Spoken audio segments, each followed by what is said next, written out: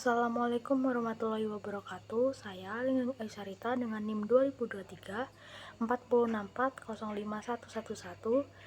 Saya dari kelas 4C. Nah, di sini saya akan menjelaskan tentang atau meresum tentang teori-teori pembelajaran yang mendukung media pembelajaran berbasis ICT.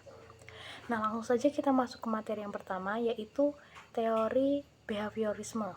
Nah, menurut B.F. Skinner, di mana teori belajar ini adalah teori belajar yang umum. Di dalam ranah teori ini menghasilkan perubahan baik itu afektif, kognitif, atau psikomotorik. Nah, contohnya itu ketika kita belajar yang awalnya suka menjadi tidak suka, atau sebaliknya.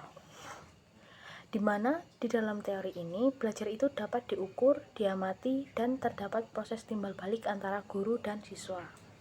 Yang kedua itu ada teori pemrosesan informasi atau menurut Atkinson dan Shiffrin. Menurut teori ini manusia itu seperti memori komputer atau RAM, karena pembelajaran itu harus dapat direcall atau diingat kembali. Maka penting juga bagi guru untuk membuat pembelajaran itu yang menarik untuk siswanya. Nah, yang ketiga itu ada teori perilaku kognitif atau menurut Robert Gagnon. Menurut teori ini, pembelajaran itu dibentuk dengan menyediakan kondisi instruksional yang optimal. Kegiatan pembelajaran harus menyediakan acara untuk mendukung jenis pembelajarannya. Yang keempat itu ada teori sistem dan desain pembelajaran sistematis menurut Gagnon dan Briggs. Menurut teori ini, sistem itu adalah komponen-komponen yang berhubungan satu sama lain. Nah, menurut teori ini juga belajar itu didorongkan berdasarkan pengelolaan informasi dan teori-teori behavioral kognitif. Selanjutnya yang kelima itu ada teori aktivisme sosial oleh John Dewey. Nah, menurut teori ini, belajar itu dihasilkan dari pengalaman sosial perkembangan peserta didik didorong oleh aktivitas langsung. Nah, pembelajaran ini juga memerlukan interaksi sosial antar siswa terhadap masalah yang menjadi perhatian mereka. Nah, yang keenam itu ada teori kognitif sosial dari Albert. Nah, menurut teori ini, belajar itu adalah teknik pengelolaan informasi yang dihasilkan dari interaksi antar perilaku lingkungan dan faktor siswa. Nah, yang ketujuh itu ada teori scaffolding menurut Levi-Gotsky. Nah, belajar adalah perkembangan kognitif yang terbentuk dari perkembangan individu pembelajarannya berjalan dengan baik ketika siswa itu mendapatkan bantuan dari para ahli untuk mengembangkan apa yang telah mereka ketahui. Selanjutnya yang kedelapan itu ada teori perkembangan anak menurut Jean Piaget.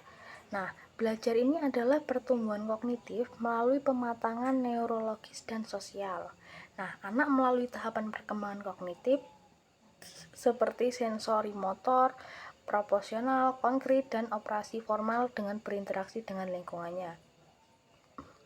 Nah, pada implikasi pada pembelajaran ini, itu tuh belajar harus sesuai dengan tahap perkembangan siswa dan harus memberikan kesempatan untuk eksplorasi.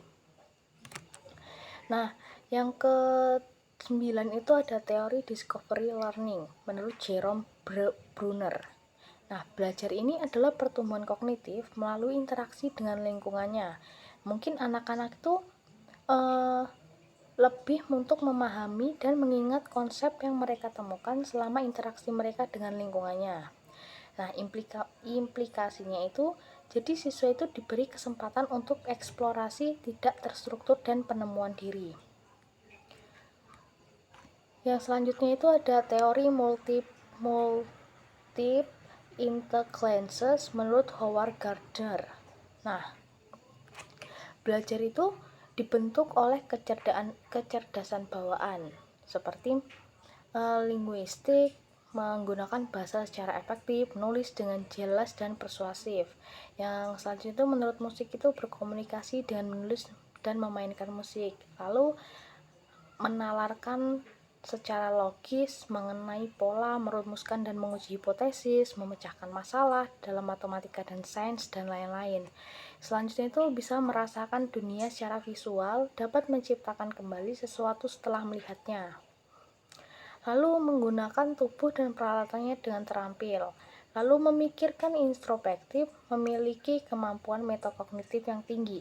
Yang selanjutnya itu memperhatikan suasana hati dan merubah orang lain, dapat mengidentifikasi motif pelaku orang lain berhubungan baik dengan orang lain. Yang selanjutnya dapat membedakan antara makhluk hidup. Implikasi dalam pembelajaran itu harus memungkinkan cara belajar yang berbeda dan menunjukkan kompetensi dalam topik dan materi yang sama. Mungkin itu saja yang dapat saya sampaikan. Kurang salahnya itu mohon maaf. Saya akhiri. Wassalamualaikum warahmatullahi wabarakatuh.